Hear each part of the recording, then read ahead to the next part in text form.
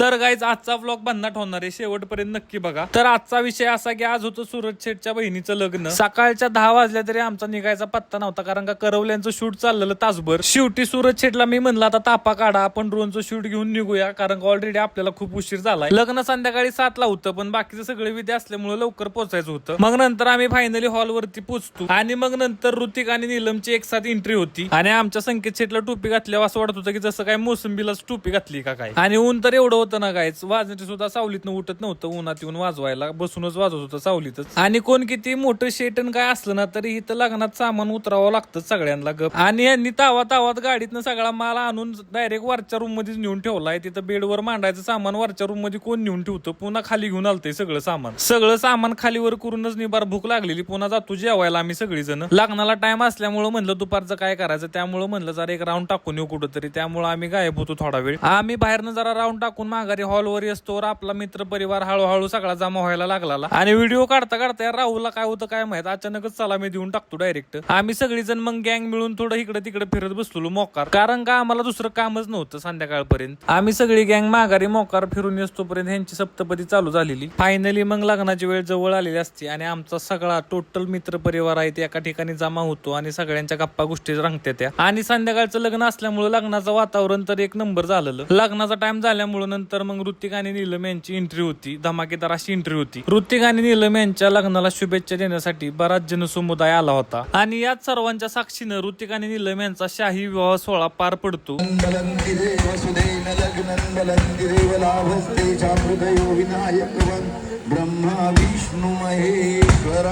नंतर मग सगळं लग्न पार पडल्यानंतर आम्ही सगळा आमचा मित्र परिवार मिळून त्यांच्यासोबत स्टेजवरती फोटो काढायला जातो. तर आजचा व्लॉग कसा वाटला कमेंट करून नक्की सांगा. भेटूया अजून एका अशाच भन्नाट व्लॉग मध्ये.